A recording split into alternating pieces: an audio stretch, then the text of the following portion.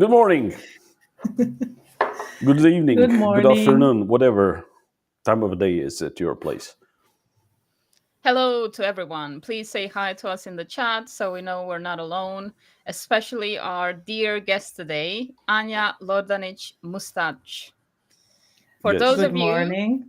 who don't know her, maybe, could you tell us a bit about yourself as a little start? I will try to keep it relevant because we're talking about podcasting. So I will refer only to my podcasting journey. And I would say that it began 5 or 6 years ago, or even earlier, when I started listening to other people's podcasts. And soon enough, I realized there is something there. This is something different. This feels different compared to social media posts or YouTube videos and so on. Because those conversations I listen to, and I have to say, I mostly listen to business podcasts, they were kind of intimate, and I felt like a fly on the wall, which is always a nice feeling. We're all naturally curious. So I started kind of daydreaming about launching my own podcast, but that was an idea that was simmering inside of me for years, as is the case with most podcasters. So it took me a while to get things going. And I have to say, for your audience, and this is the first quick tip, that I had an unfair advantage because I was invited to a colleague's podcast, which was in Croatian, and we were co hosts for 2 years. So I gained really valuable experience and realized what it takes to keep a podcast going. So after those 2 years, I was finally ready to launch my own. So I like to say that those 2 years were productive procrastination for me. Um, and then I launched my own in late 2023. It was first in Croatian, the first 15 episodes, and then I switched to English and an interview only show. And we can talk about how it has impacted me, my business, my skills, and so on. But this is my podcasting story in a nutshell. Nice. And today is your first live video podcast or I not? think it's the second one. I was part of one last year. Another lady colleague of mine invited me to a LinkedIn Live, and it wasn't that scary. Okay. First message to the audience, it's not scary. Hi, Andrea. Happy spring. Thanks for joining. What, it's spring already? Um, I'm not Almost sure. Yeah, on the there. first day of spring, we welcome you, Anja, and hopefully it's not that scary also today. It is not. It is not yet. Depends on Well, your questions. we Just come with the kidding. very hard questions. I'm ready. We can see that it's spring there for you. All the light. I'm quite jealous, to be honest. Yeah, it's really sunny. Lifts up my mood immediately. Cloudy and cold here. So maybe the questions will be difficult. Make Maybe them the fun, make questions them will be refreshing. more uh, visual and refreshing regarding the light and everything. So, how is it that when you started podcasting regarding your visibility online? Well, it is different. Do you want me to talk about my experience as a co host first or as a solo podcaster? Uh, is it okay? First thing first. Is it any difference to be a co-host or be a solo podcaster? Yes, for sure. I think when it comes to co hosting a show, there's this element of shared responsibility, which is a great thing because you keep each other accountable. And number two, it eases off the pressure of the both of you. So you don't feel, I would say, as stressed or as pressured to deliver because when you can share insights, have a real life human to human conversation because we met in person, it wasn't online.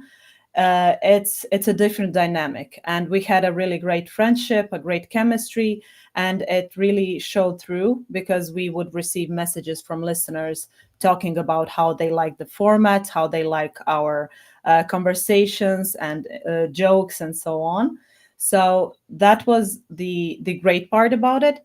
But when I launched my own solo podcast, there was this whole world of tasks I needed to get done, and it depended. I depended on myself only. But I have to say, there's a caveat. When I switched to an interview show after 15-ish episodes, I shared the responsibility with my guests. So my guests actually kept me accountable to keep things going week after week, because you won't really cancel on your guests. I mean, unless there is an emergency. So that is a great thing about interview shows. And the first 15 episodes, I would say they were in Croatian. I would say that I recorded most of them by myself. And that was a bit challenging because it's only natural that you're finding your own way, your own style, how to structure episodes, how to make them engaging and informative, but not dry necessarily. So there is a lot that goes into it. And I'm glad that I have firsthand experience in all of those categories. Would you recommend So people to start with someone else? Um, of course, it depends. That's the worst answer, I know. But if you want to get things going, maybe you could start with a co host and not necessarily publish those episodes. You could see how things go, because it is difficult to know beforehand. Even though you might be good friends or business acquaintances, you might get along really well, like the two of you. And it really is visible through your episodes that you do get along. But there is always this kind of risk. And the way you can de risk it is by recording a couple of mock episodes and listening back to them and seeing if you think this would work. Okay. What do you think it's a about our shame to approach? record it and not use it later. Really. I mean, you can use any of the content you create in different ways. So even if you decide to ditch all of those episodes, you can still use the text or the script you've created for a future content, for content on LinkedIn, for Instagram Reels, or whatever you do, however you appear online. What do you think about this Yes. starting live?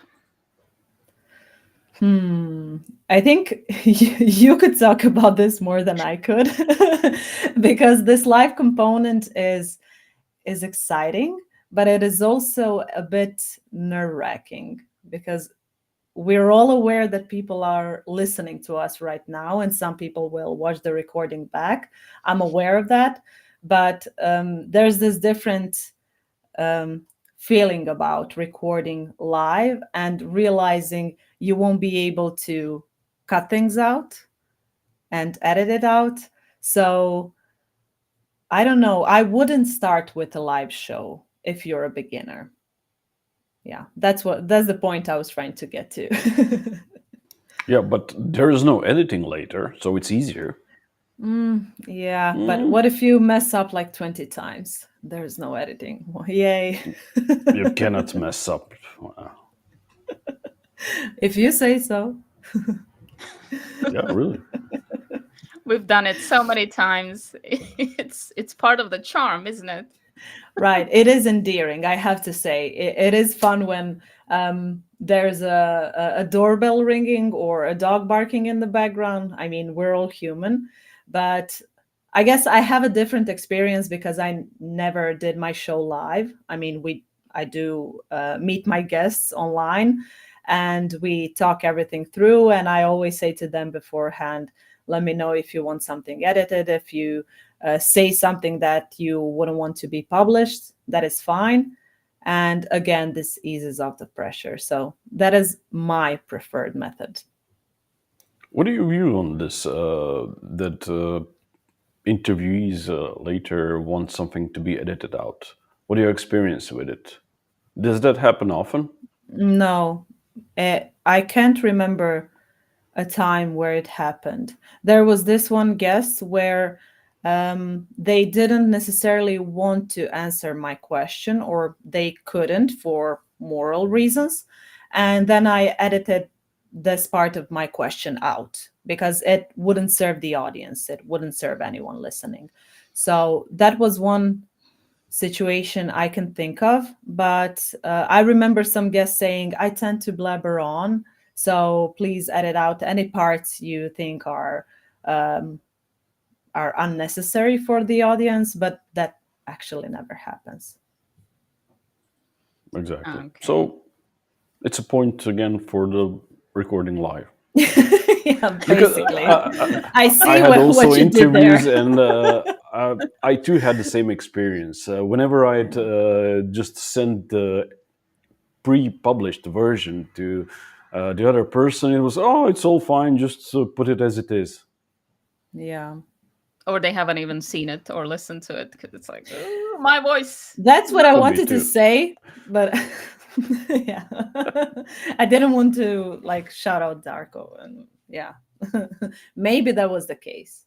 But people are mostly fine with whatever the result is. I mean, if you have high quality questions, if you're engaging and friendly, if they feel comfortable, there will probably be no quote unquote errors or mistakes, or I don't know, too much talk about a certain topic. Because I personally, speaking of talking too much, I like it when my guests talk about not only the facts and the how to's, but also when they weave in their own experiences. I think that is really great to hear. Not only do I get to know them better that way, the audience does as well, but we also remember the lessons they share better. They stick with us for longer. That's a really good point. Talking about veering off or talking too much about certain topics. Tina is saying, good morning. I just joined. Is this about the food or are we still waiting? We're still waiting, Tina. There hasn't been a natural moment to reach that topic yet. But There's some food for thought. Thank you, Tina. excellent. Well done. Well done. All right. Well, when it comes to this live format, for me personally, because I understand your approach with a lot of preparation, but Darko is slowly curing me of this obsession. And I think that this live format is good as sort of exposure therapy because there's no backseas. You can't look at your recording 700 times and then go, maybe not. Maybe I should do 700 more and then I'll see if I do it. So That's a that's great my point. point of view for my And kind you of never start personality. then, And you never in the start end. them. Yeah, Yes. that's a great point, but I would also argue that it is difficult to start with lives. Maybe you could start with a live with a co-host, but I wouldn't necessarily recommend everyone start with a co-host when it comes to pre-recorded interviews. Except for this example I mentioned, you can record a couple of mock episodes just to see how things will go.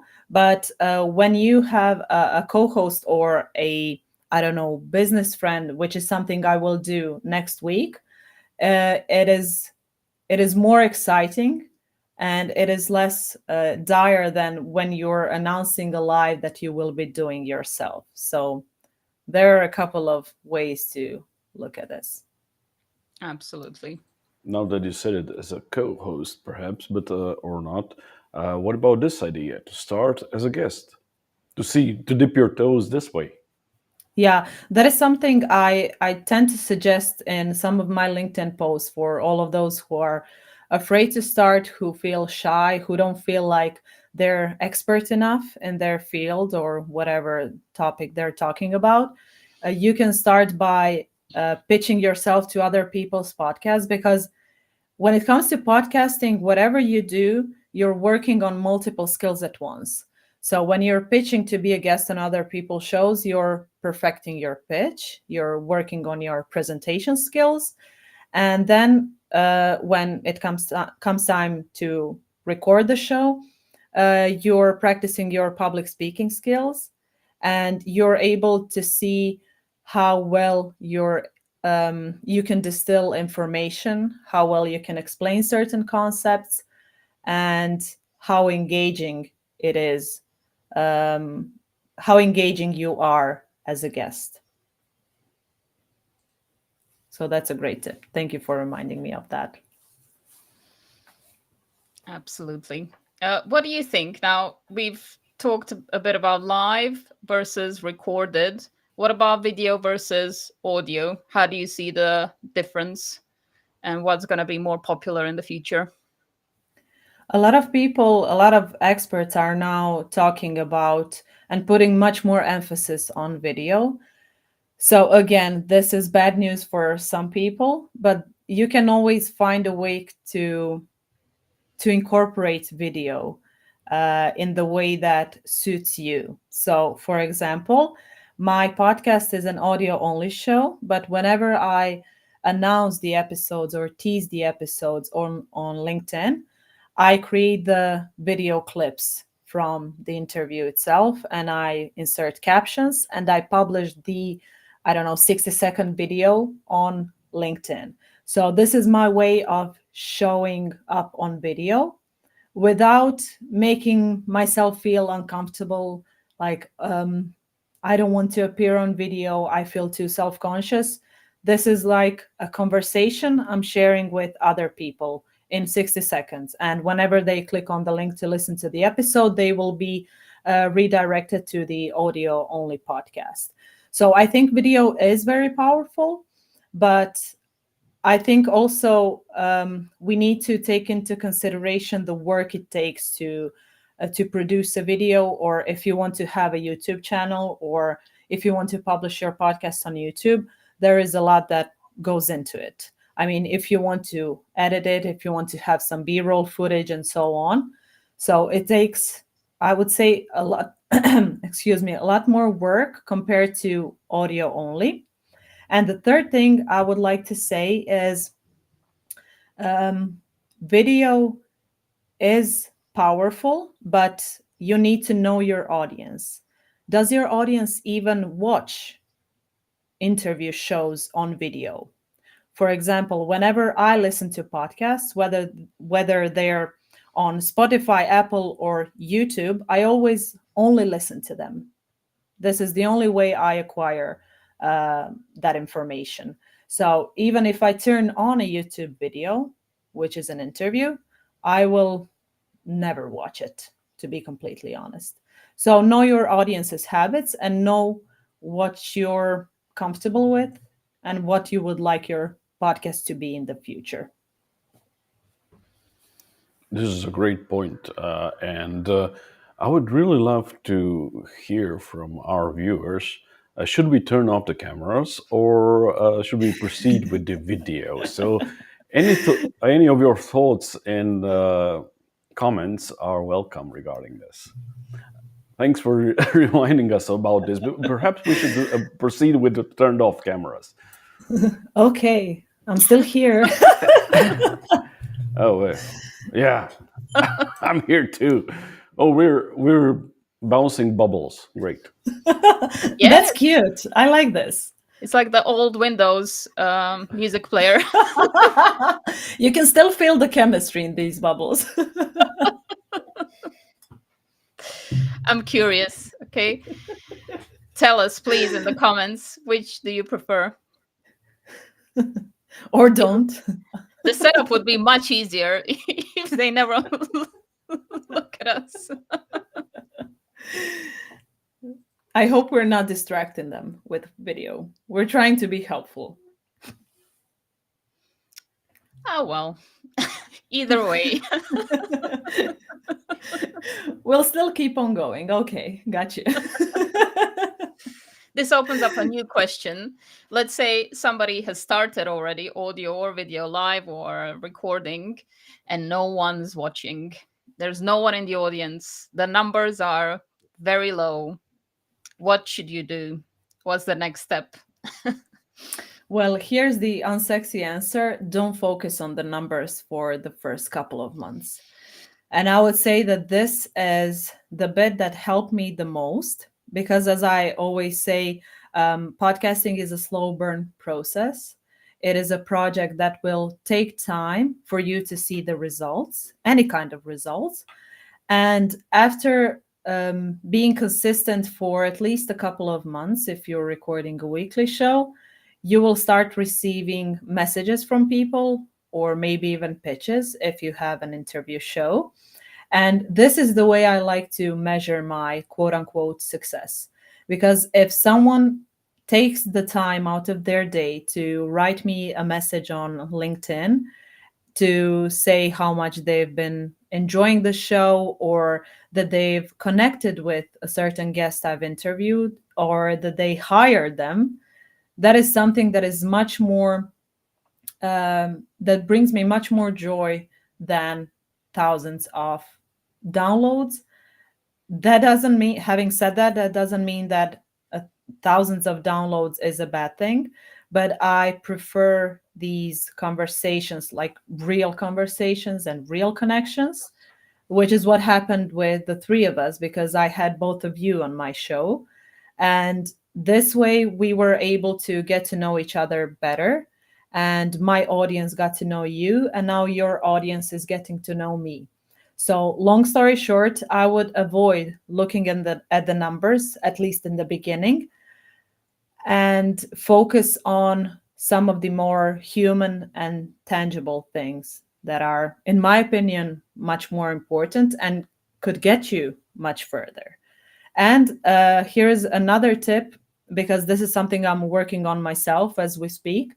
Uh, you can see what you can do better to increase the numbers. Maybe you're not as great at promoting your own episodes, which is again something I need to do better, because I tease the clips, as I mentioned before. I tease them on LinkedIn, and from time to time I send a certain episode to a certain person, like one to one. You could find this helpful, for example. And I don't go into Facebook groups or forums. I'm not that active in promoting my episodes on a weekly basis. So it is as simple as lack of promotion, because people care about themselves only, and they will not be following your schedule or checking out whether there's a new episode unless you promote it yourself. So yeah, there's a lot of ways to look at it again. Okay, everyone in the audience, put us in your calendars. It's Thursdays, 8:30 Central European Time.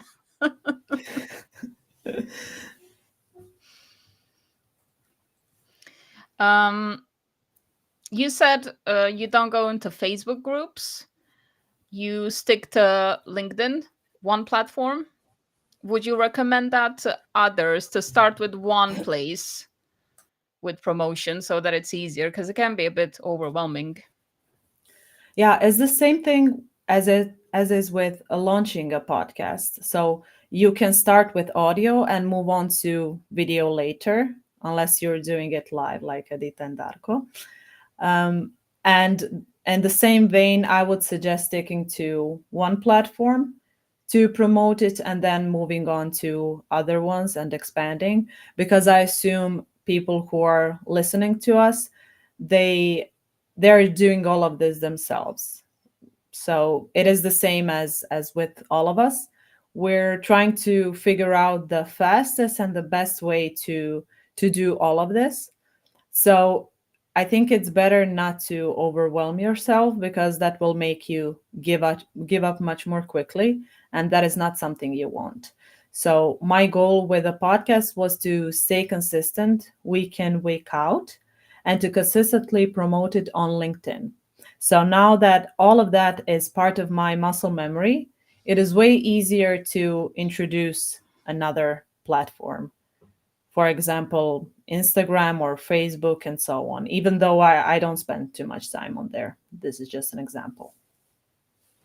That's great advice, I think, because a lot of people think, oh, I need to be in 10 different places. And as you say, that might mean that after 5 episodes, they're done.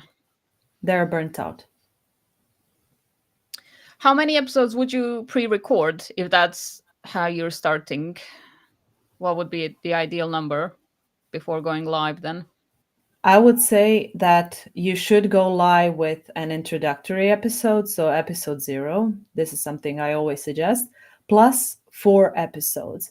Because this way, whenever people go onto their podcast feed and see your show, whatever you promote it on, for example, LinkedIn or Facebook, check out my new show. And when they see that there are 4 or 5 episodes already, they will get a different impression. They won't get an impression like, oh, this is a new podcast. This is something. Are they even figuring it out still? Your podcast will have much more weight than it would if there was only a single episode, for example.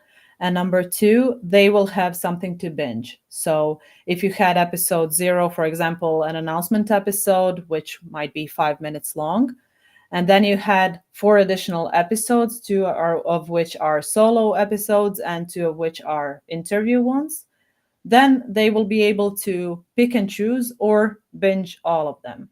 So, and they will be ready for next week's new one. So this is when your schedule will be uh, regular. Uh, this is under the condition that you will publish them once a week. But if you're doing a monthly show, then it might be different. But I would still suggest publishing 4 or 5 episodes all at once. So Something to you get need people to in. have them. Yes. Sorry. Yeah, exactly what you were going to We have the say, same Darko, so you thought. can say it. Yeah, and regarding the backlog of episodes, I would always suggest having, again, if you're having a weekly show, having 4 episodes ready at all times. But this is a bit tricky because you need to make sure that they're evergreen episodes. So if you get sick in 2 months, will that episode still be relevant? And if it's a guest episode, be wary of that because they might get pissed off. Like, why isn't my episode published? That this hasn't happened to me, but I'm just saying from other people's experiences that you might not want to hold off guest episodes. Maybe have 4 of them that you recorded solo somewhere in the bank sitting there, and I would suggest that they are evergreen, because this way uh, you're not worried about them being timely or talking about some, I don't know, news in the world that is going to be old news once you publish those episodes. So yeah, those are some quick tips. That's another point for lives. Nobody gets pissed off because it's immediate. Yeah. They get pissed off right away. Like, why are we going live? And if we That's talk It's not about not me, that but food, bad, is it? it's evergreen. it's evergreen, yeah, because it's right away, right then and there. There's no going back. As you said, no backseas. Absolutely. They can download it and go with it immediately. Yeah, no edits. But also, what can happen is that people stop commenting because they got tired of us. It's been half an hour now. So that's a good question to ask. What is the right length? Not to lose people. Um, it also depends on the type of show you're doing. So I would say, as a consumer and as a podcast producer, that solo episodes are great if they're 15 to 20 minutes long. And interview episodes are great if they're around the 45 to 60-minute mark, I would say. Because when you're listening to a conversation between 2 people, that is a different dynamic compared to when you're listening to one single voice for an hour. It also depends on the topic you're covering. Maybe you want to go deep into a topic by yourself. If you're an expert in something and there is absolutely no way you could describe a concept in 7 minutes, then by all means, go ahead and do that episode in 30 or 35 minutes. So it always depends on the topic and on your style, and it also depends on the dynamic of your speech. Some people are slow talkers, some are fast talkers. So maybe someone will be able to share all of their thoughts in 15 minutes, while someone else will take half an hour. So, yeah, those are some general tips I can think of. And what if they are thinking now, maybe they want to be a podcaster, or they think it's cool at the moment, or whatever might be motivating them, but they have no clue what to talk about. And you say, expertise, but they can find all this stuff on Google. What's new these days? Come on, there's no way I can say this better than this other person that I'm already reading or hearing from. So what would you say to this person? There are a couple things you can take into consideration here. So, first of all, in which language are you going to be recording your episodes? So, I started in Croatian, and as you already know, there are not many podcasts in Croatian in Croatia or in Croatian in general. So that is already the number one differentiator. If you live in a small country, or if you're not speaking English in your podcast, if your first language is not English, then that is the first differentiator of yours. The second tip I would give is see what you're already sharing online. So I'm going to assume that people who are thinking of launching their podcasts already have some experience with content creation. So maybe they have been publishing posts on LinkedIn or on Instagram. So you can always extract bits and pieces of inspiration from those posts and turn them into podcast episodes. So you already know what you're talking about, you already have the expertise. And even if you're not actively creating content, you're still in contact with your clients every single day in whatever capacity. Even if you're a freelancer or if you're traditionally employed, you have specific experiences and specific knowledge you can share with others. And number three, as you pointed out in your question, um, every voice can find its audience. So maybe someone is talking about, I don't know, SEO, and you also want to talk about SEO in your podcast. You want SEO to be the focus of your podcast, but you're going to share that information differently. You're going to invite different guests. You have different experiences with clients. Maybe you have some creative ways. Maybe your brain is different than the brain of the other host, and you will be able to bring something new to the table. And I believe by default, every new podcaster brings something new to the table, provided that they're not copying someone else. So these are the tips I can think of off the top of my head, because I believe they're very practical, but still it is so difficult to put all of this into practice. And it took me years before I launched my own podcast, and then months to uh, get over this mental burden I had. But all of those things I'm talking about right now are mostly self imposed. Nobody's telling us these things. This is an inner dialogue. So we need to get rid of it, or at least try to tone it down a bit. And you can only do this by taking action.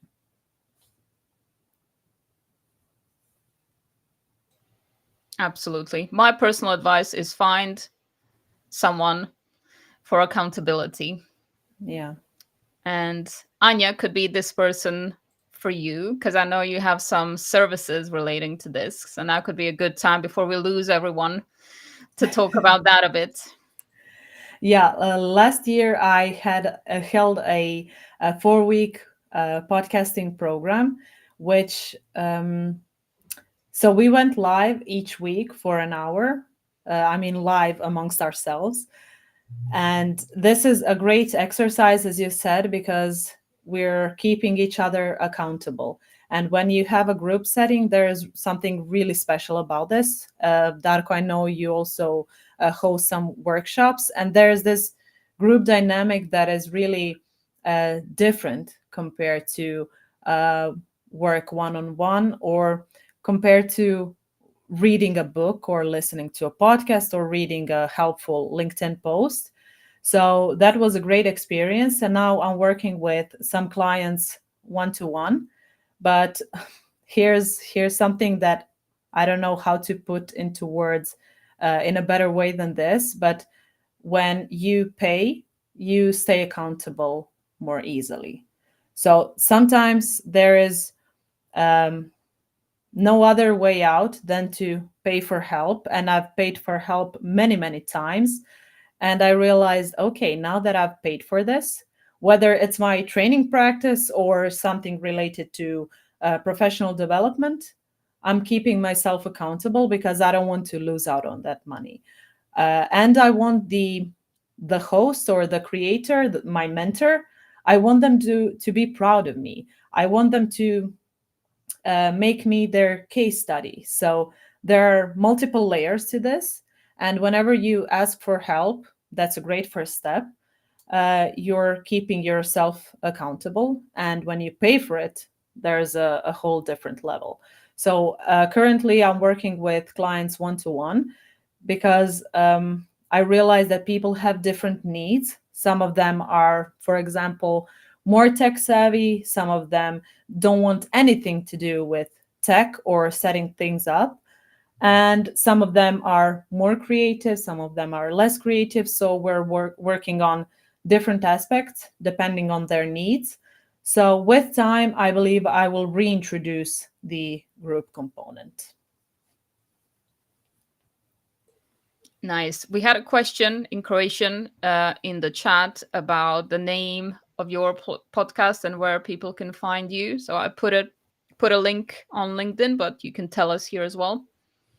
Thank you. The podcast is called Freelance Business Unlocked, and it is on pretty much every platform where you can listen to podcasts, but predominantly Spotify and Apple Podcasts. All right. And we have a long question. So, Darko, now is your time to shine. Why all those long questions? Okay, okay, but this is something that really interests me too. So, a question from Andrea: how to get podcasts on Spotify, for example? Can you pay your way in? Is there a selection, or you have to have credibility first? And if you are good, they approach you for collaboration. I'm not sure if I understood the question, how to get a podcast on Spotify. I think Andrea meant that what is the way to get published on Spotify or any other platform? A sub question of mine would be what platforms to use for podcasting? Do you mean the hosting site, or where you will distribute your Yeah, podcast? okay. Could you? It would be best for you to explain the whole concept of this, because I know many people do not understand the concept of audio podcast, where they hosted, how it's Okay. working, how they're published, and everything like this. Got it. I So the wanted to answer the technicalities of it. question right. I wanted to answer the question the best way, so I wanted to make sure I understood it. So, when it comes to audio podcasts, you need to have a hosting site. And the best way to describe it is a hosting site is a home where your podcast will live. And when you do this setup, when you create your account on a certain hosting platform, this is something you will do once. And every time you want to publish an episode, you will go to that same site and publish your episodes on there. And from there, Just to be from your clear, so it's not web hosting or something like this. It's a platform like Spotify. This is the hosting platform for Yes, Yes, yes. am I correct? Okay. Spotify is only one of the examples you could use, Okay, but I will. but most known to others, so just not to be too abstract. So Yeah. yeah, Okay. something So, like for Spotify. example, you create an account on Spotify, and whenever you publish episodes on there, your podcast will automatically get distributed to other podcast platforms such as Apple or I'm not sure. Google Podcast doesn't exist anymore. It is called something else now. And then you have some It's called other indie YouTube. ones. YouTube Music, I think, even. Yeah. So the second part of this answer is I wouldn't suggest going with Spotify for podcasters. And this is something I always share with my clients. Don't pick Spotify for podcasters as your podcast hosting site. Why?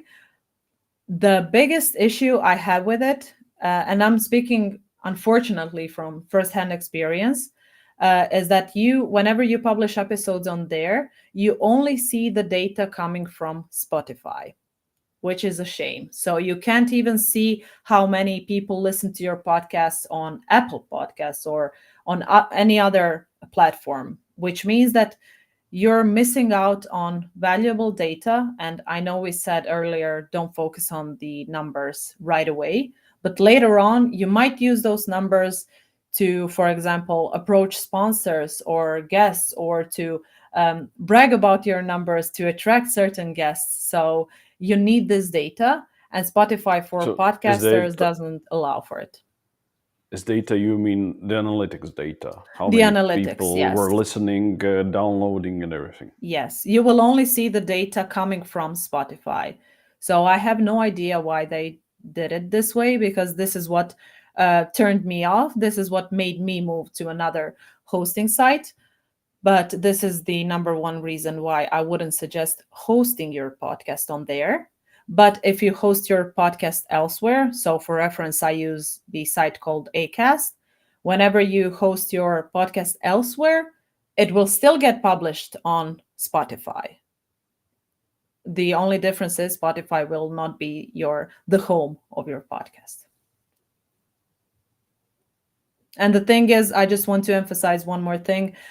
People will not know which hosting site you're using. So you're the only one So who knows that. to get back on Andrea's question now that we have things really put in perspective, uh, you actually do not need credibility to start podcasting on any hosting platform. Yes, that's the answer to this question.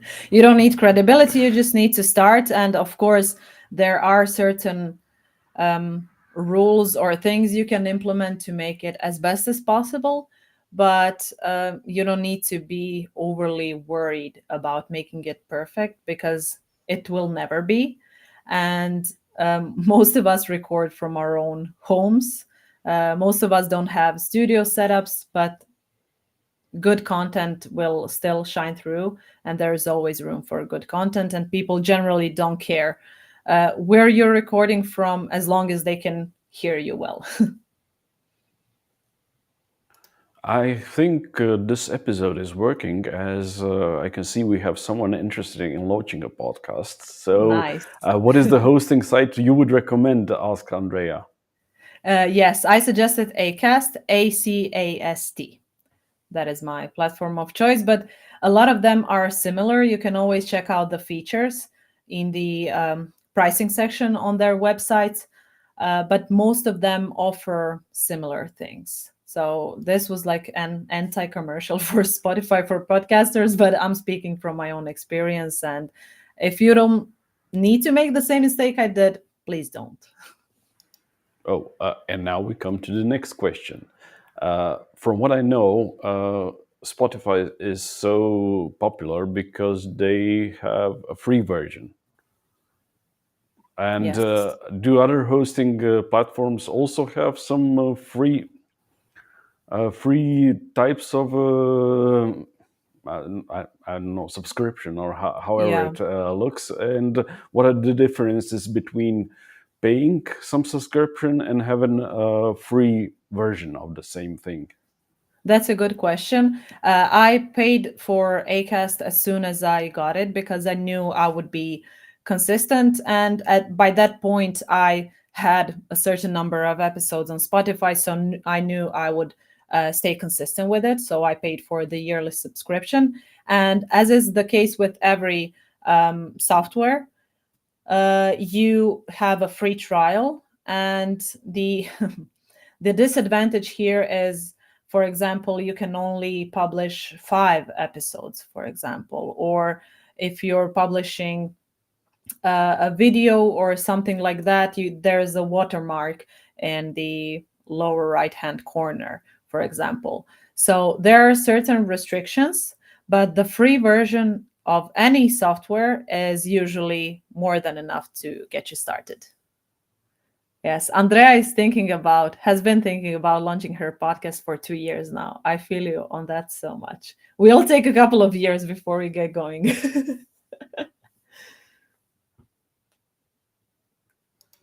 What, Edita? It's a long question, so I need to comment. So I need to already read it again. Oh yeah, I've delegated that permanently to It's you. so if it's longer than one line, it's mine. Okay. So Andrea said, "Thank you, and yes, I'm thinking about my podcast for 2 years now, but life got in the middle. This year it will be coming soon. Stay tuned, and presumably on Acast, and perhaps she will contact Anya to see how it's supposed to get started. But one thing that You're muted. I muted myself. Okay, I I can hear wanted you now. just to remove. Well, thank you. One thing that I wanted to say, it's really delightful in other aspect before regarding mentoring, but it's also this in regarding paying for your hosting platform. Is you said when you pay, you stay.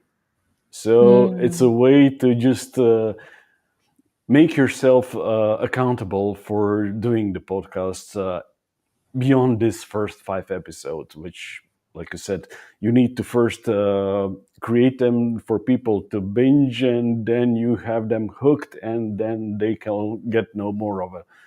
Every week they need a new episode. I love that point because if you pay for a yearly subscription, you will most probably not want to waste that money. So I wouldn't suggest paying for it the first day, maybe just see how the platform works. But as soon as you pay, you will have this mindset shift like, okay, this project is happening. I need to get going now.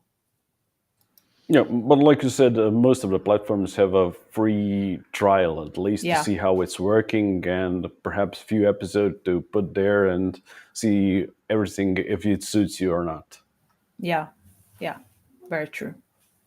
And for you, Andrea, and anybody else considering podcasting, if you haven't seen this link in our episode description, there's a little present that Anya has prepared for you, and that's a free podcasting masterclass. So if you're considering and you still have some questions, you want to have it all in one place, have a look. Thank you, Edita. I think this podcasting masterclass might sound a bit intimidating at first because, wow, a masterclass, but it is actually 55 minutes long, and the first 25 minutes is me talking, and then the other 30 minutes are I'm answering people's questions. So I think it's very digestible, down to earth, and you will not find out everything you need to know to launch your podcast, which wasn't even the point of the masterclass. The point was to um, get the wheels turning and get you started. So there were, of course, practical tips I shared, but I tried to do it in a way that people will leave feeling inspired instead of overwhelmed. So that is why I kept it brief. And then the Q&A at the end is also, I think, great because most people in the beginning, whatever the topic, have similar questions. Excellent. I've just posted it to anyone watching on YouTube as well. Please so download people it. can click there. Yes, so you Thank have a you. nice companion to this episode.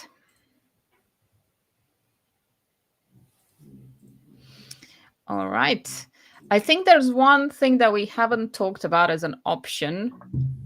And oh, lovely. Neda's downloading it already. Thank you, Neda. Great. So is Andrea. All the subscriptions, Wow, everything. thank You're you. getting followed. Andrea will launch her podcast this year, I'm sure. And Yeah, of Edita, before you move on to your next question, may I just share something quickly that Andrea course. reminded me of? She said that life got in the middle and that she'd been thinking about launching her podcast for a couple of years now. What helped me, and again, this is unsexy, but what helped me stay consistent is I made it my mission to do so, to stay consistent week after week, and I made it a non-negotiable. And I have to say, for all of you who don't know, I have an almost 3-year-old daughter, and I'm working full time as a freelancer, as a small business owner. So it's not that my schedule is boring or not full. So I have a lot of plates spinning, but still, podcast is one of those priorities for me each week.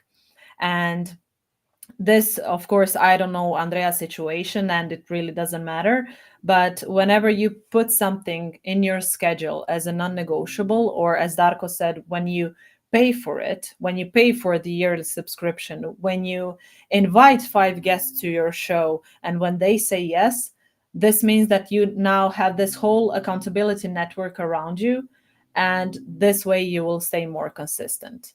And I made it my mission to stay consistent for a year and see what happens.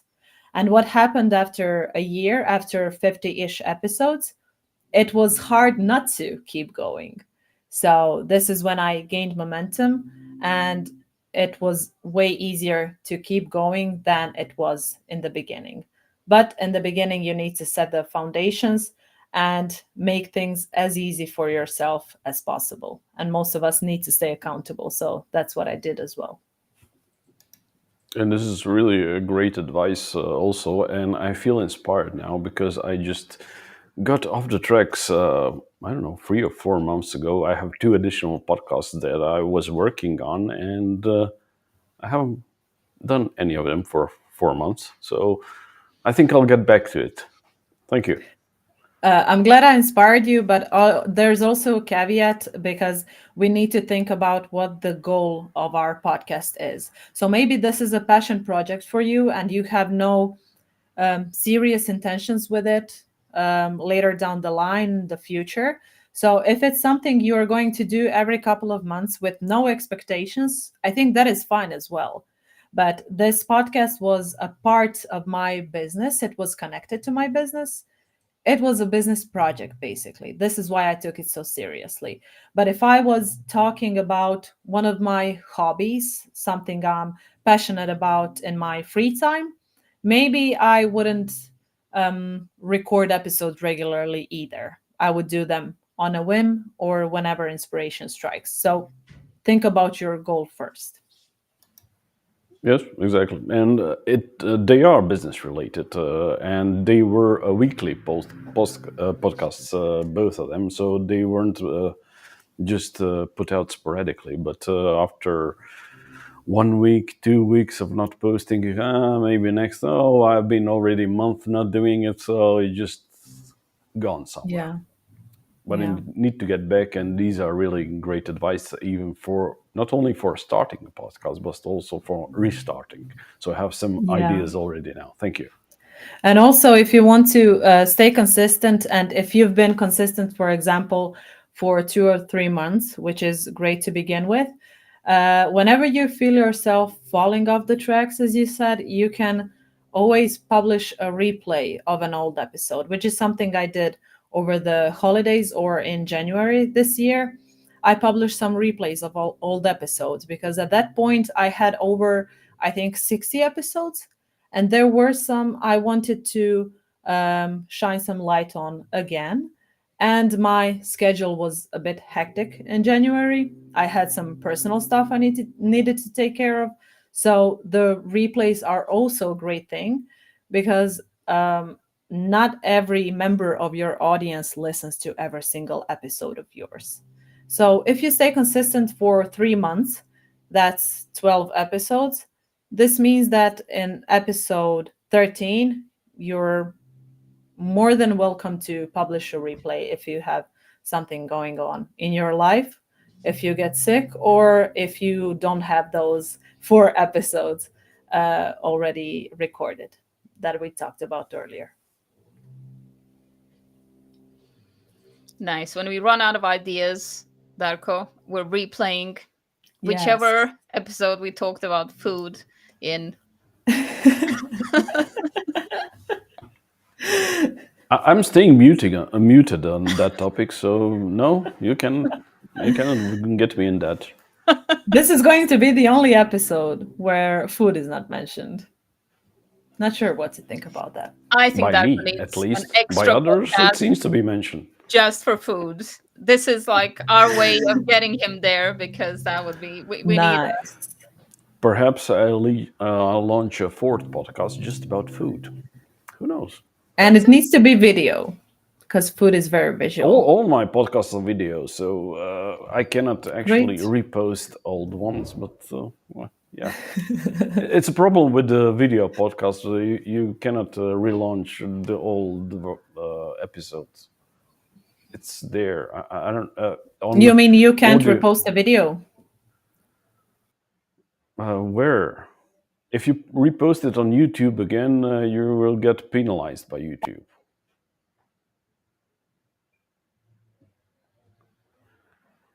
She does not like that answer. No. No. I see she doesn't like that answer.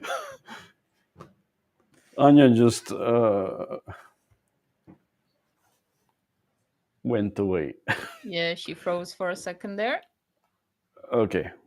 We'll let her. She will probably come get to back her. later. Yes. Okay. How do you feel about maybe starting a new podcast? I'm not ready for that yet. Oh, so one is enough. One is enough for me. Yeah, one is perfectly fine. Okay. I know upfront that if I started another one now, that it wouldn't be consistent. I know myself enough, so step by step Really?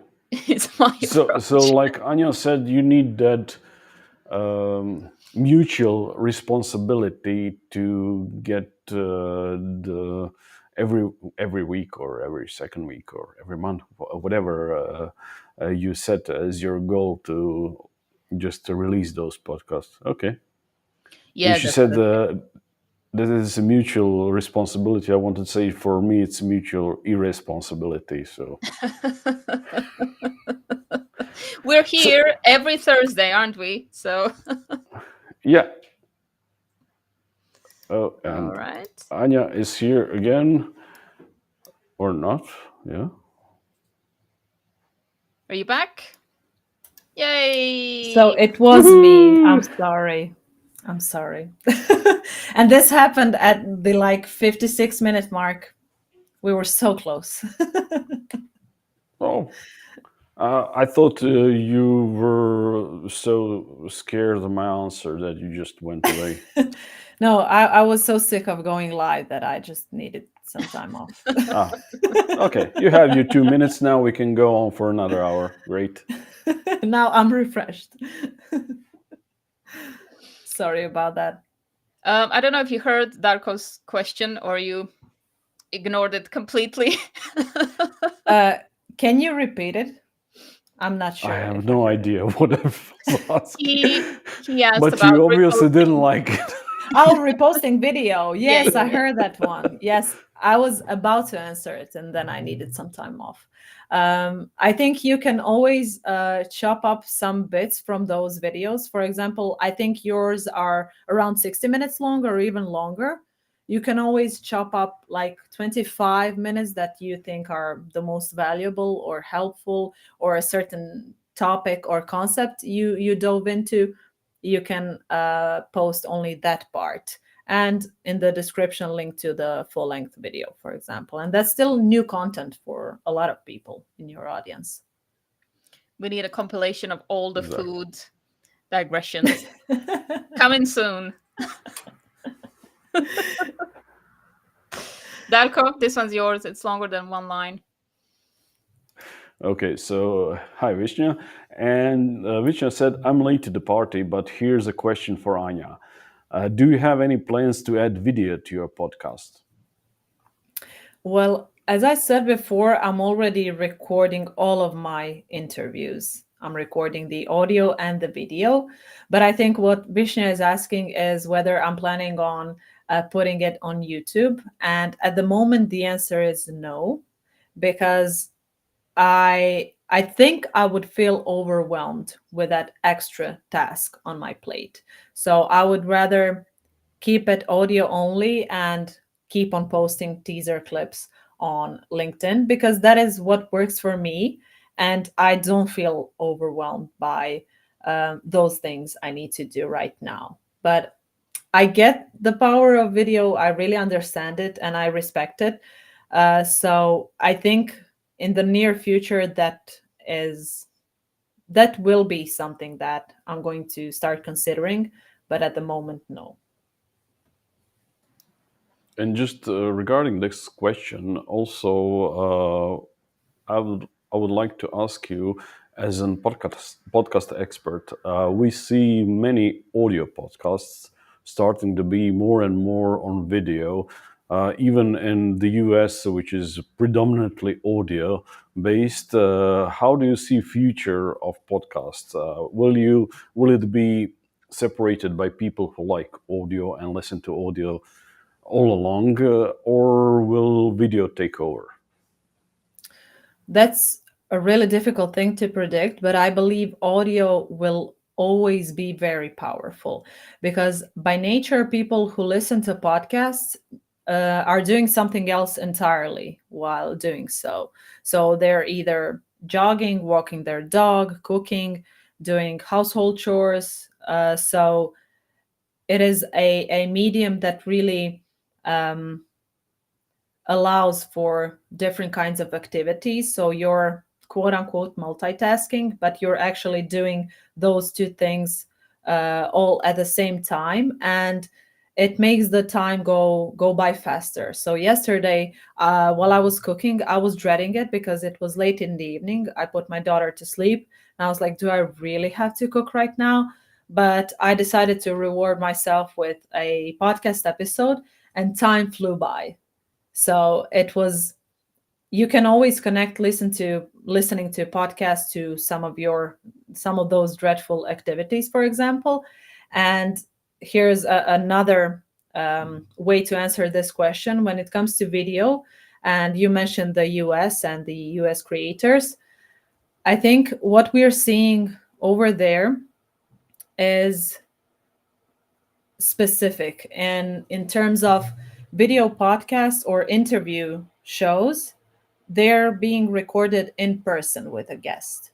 And you have this whole, most of the time, you have this whole studio setup.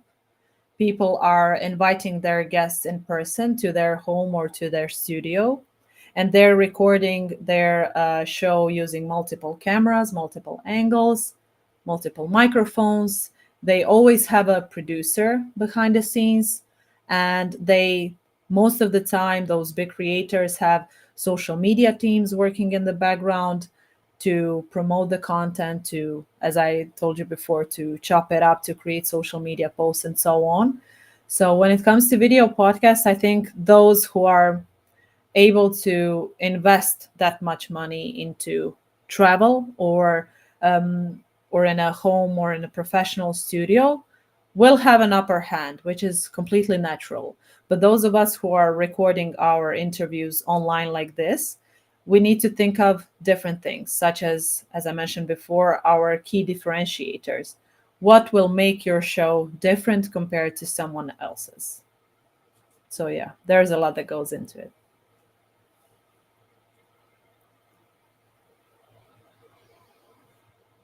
Oh, 3 lines, 2.5 lines.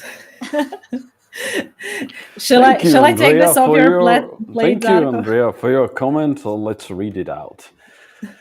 So Andrea says, audio podcasts are basically like radio. I adore radio, but also love video and am not camera shy. Have to set up my first topic because there are a few things in my head. Well, let's start and spread them. I can spread like darker. No, that's not correct. I Okay, think okay. she means I can have 4 podcasts then in the future. Yeah, a photography podcast, a food podcast, and so on. Yeah, why not? So, for someone who started with video, like example, what we learned today before we started this live show. This is a podcast, not a live show. Okay, we'll learn this today. Uh, does it make any sense to, from video podcast, to add audio episodes on the audio audio podcast hosting platforms? Yes, of course. I would always post your, because you're investing so much time into video and the recording and editing process. It would be a shame not to We're upload not them. investing. It will be a shame not to have this podcast on podcast platforms and players. So I'm really sad that I can't tune into Seen and Heard on Apple Podcasts, which is where I listen to all of my podcasts. So I think it is way easier to go from video to audio than vice versa. So it doesn't matter that it's already the same version video. Other people who like audio more will listen to it on audio platform. Okay, this Yes, is great yes. to know, and I'd say very interesting fact for many video podcasters. Yeah, Let's say. I do have a quick question for the two of you. Are all of these videos or episodes posted on LinkedIn only at the moment? YouTube as well. Uh, it's YouTube. streamed on Okay. YouTube and LinkedIn Okay. simultaneously. Okay. But my first instinct whenever I want to listen to podcasts is to go for those podcast players on my phone because I'm always on the go. Of course, I can go to the YouTube app, but this is not something that happens naturally for me. So, yes, I would very much appreciate you publishing that on a podcast hosting site. All right, duly noted. We'll do it just so you can listen to all the, what, 20, 30 episodes that you can binge from then Wow, on. nice. Then And you have And to put yours on YouTube. So that's not no, fair. That's not a fair exchange. you said you had all the videos, so why not? Oh just my do like god. we do, just dump it there. Don't worry about it. I think my Wi-Fi is going to break up again. Yeah, I hope this was helpful for everyone considering launching their podcast, even though we're messing around half the time. No. No, you've given us a lot of useful information, and I think people can learn a lot from your resource as well. So I think everyone who tuned in live today is quite lucky because they get to click on this link. Thank you, guys. Thank you for saying yes to us Of repeatedly. course. Yes, it is really fun to chat with people whom you already know. And as I said, both of you were on my show, and if anyone is interested, they were on 2 consecutive episodes. So Darko was in episode 35 of Freelance Business Unlocked, and Adita was in episode 36. So that was a long time ago. This was last year, but this is when we established the first connection. So this was a no-brainer. Thank you for having me. And thank you, everyone, for the comments and the questions. We appreciate it. Yes. Thank you all for your time, and thank you, Anja, for being such a good sport and putting up with my remarks and comments and stupid questions and everything. I was ready. I got some beauty sleep, so I was ready for Darko. Thank you, everyone. Bye.